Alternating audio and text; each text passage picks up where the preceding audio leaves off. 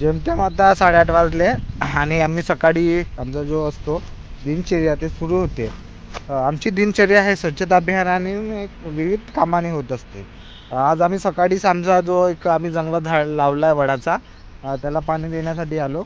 आणि आता आम्ही एक उपाययोजना केलं, कारण की उन्हाळा आहे तर पाणी पण टाकलं थोडंफार. आणि कसं खाली ठेव ना, खाली गड्ड्यात तसा नको, गड्ड्याच्या खाली ठेव असा वाकून, एकदम मोठा झाला तो.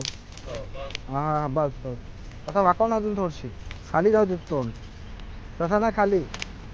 हां हां बरं, जाऊ दे राहू दे ना, जाऊ दे ना, हो बुडून ठेव, बुडवून. इथं आम्ही झाड लावलं होता 1 वर्षाच्या आधी, आणि आता उन्हाळा लागला लगभग, आणि त्याला वाचवण्याचं काम. एकच पान फुटलं आहे पण आहे, जिवंत आहे. आणि आम्ही विविध ठिकाणी झाड लावत असतो. हा वडाचा झाड आहे, मोठा होईल असं आमची आशा आहे. पण हे खडकाळात जमीन असल्यामुळं बबलून बाटला भरल्या, आम्ही उचलून तिकडून रस्त्यावरून बाटल्या आणतो. बोरिंगचं पाणी आम्ही लगभग भरलं आणि घेऊन आता टाकलो. आणि भरपूरसा कचरा इकडे जंगलात झालेला आहे. घेऊन हा बिअर पेतात त्या सगळ्या इथं बाटला आहे, त्या पण आता आपण जमा करणार आहोत. तर जंगल आता सुकं झालं आहे, झाडं आता थोडेफार पालवी येईल. आणि अशा पद्धतीनं आपलं जंगल आता पाऊस पडेल तर थोडा हिरवगार.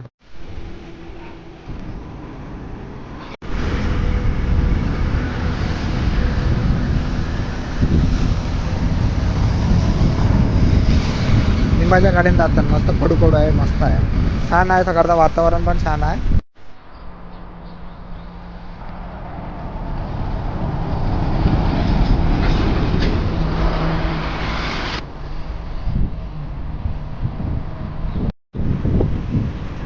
जेमतेम आम्ही मूल चंद्रपूर राष्ट्रीय महामार्गावरती आहे.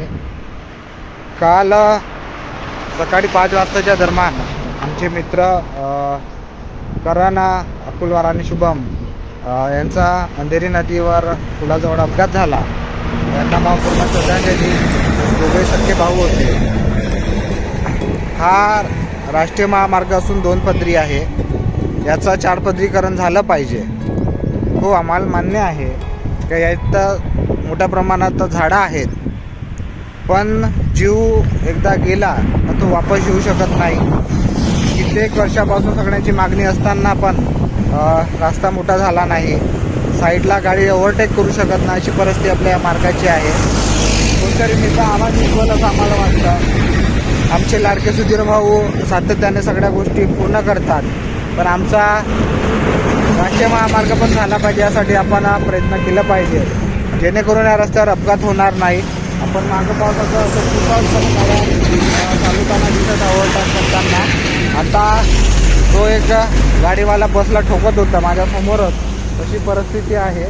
आणि याकडे कोणाचं लक्ष सध्या नाही. पण आम्ही विनंती करतो की कोणतरी आवाज उठवा. राजकीय मोठे नेते आहात, पण कोणीच आवाज उठवणार दिसत नाही. आम्ही जनसामान्य म्हणून बोलत असतो, जेणेकरून या रस्त्यावर एवढ्या मोठ्या प्रमाणात अपघात झाले पण कोणीही आवाज उठत नाही. तिथे गड्डे पडतात तेव्हा कोणी बोलत नाही. म्हणून मान्य सुधीर भाऊंना विनंती करतो की हा राष्ट्रीय महामार्ग मोठा झाला पाहिजे, 4 पदरी झाला पाहिजे, जेणेकरून कोणाचा जीव जाणार नाही. जेवढे झाडं तुटतील तेवढे झाडं आपण लावण्याचा प्रयत्न आपण हमखास करतोच. झाडं तर तुटतीलच, पण तेवढेच झाडं आपण आज एवढे मोठे झाडं आपण महाराष्ट्रात लावले आणि त्याच झाडं आपण रस्त्याला लावू. जीव गेला एवढ्या जणाचा, 2 भाऊ गेले, सगळ्यांना दुःख. आम्हाला सगळ्यांना मित्र आहे, कारण मित्र होता माझा, पण सांगता येत नाही. मी जाताना पण माझा पण अपघात होऊ शकतो या रस्त्याने, कोणता आपला घरचा जाताना होऊ शकतो. असे विविध प्रकार इकडे आपल्या रस्त्यावर घडत आहे. कोणीतरी बोला, तोंडातून शब्द काढा, तेव्हाच हा आपला राष्ट्रीय महामार्ग होईल.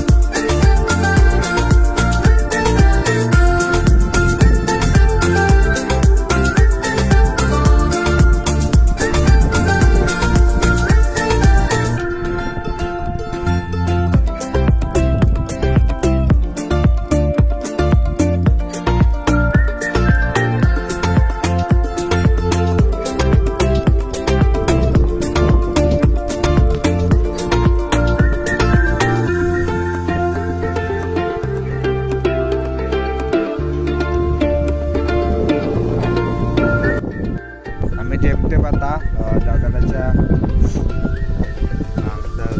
रानतड्यात आहे आम्ही दोघं आणि निवांत असे बसून दातन करत आहे दिवसाचा.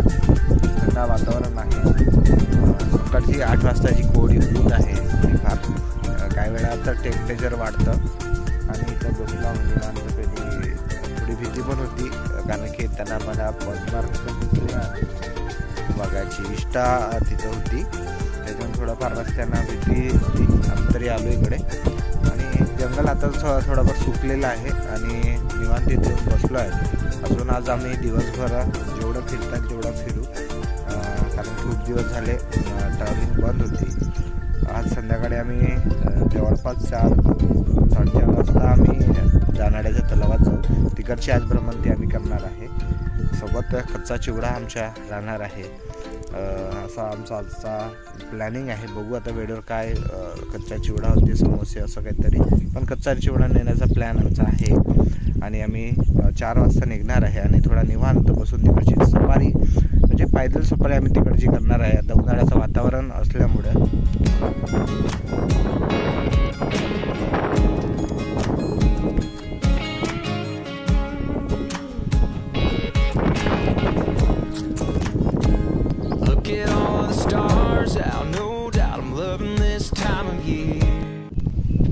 जंगल सफारीचा आनंद घेत आहे आणि मी आता समजा मशांवर बसला इकडे प्राणी बघण्यासाठी पण काही अजूनपर्यंत आम्हाला दिसलं नाही आणि छान वाटलं आणि आता थोड्यावर बसू कारण ऊन वाढल्यानंतर इथे बसणं होणार नाही.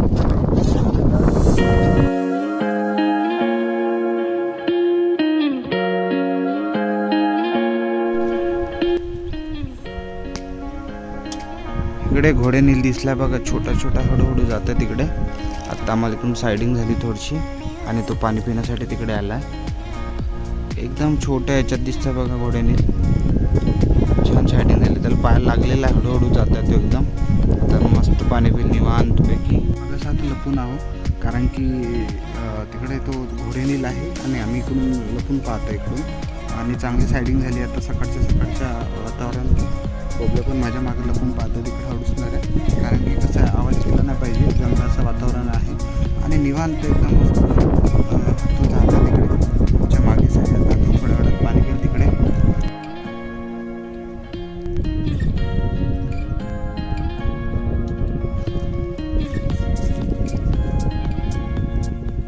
खेड्यात उभे आहे आणि मागे एक नीलगाय आला आहे. घोडे नील तिकडे मागे काढा दिसतं एक छोटंसं एकदम.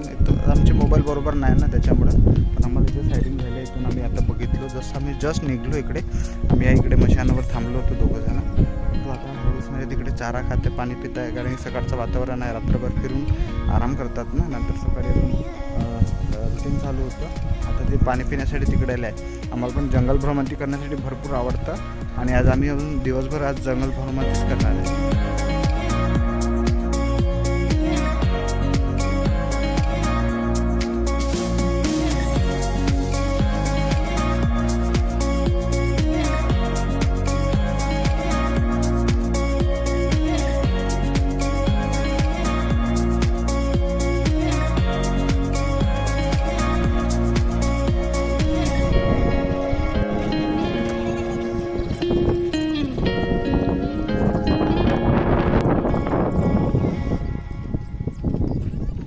कॉलेज ग्राउंडवरती आहे.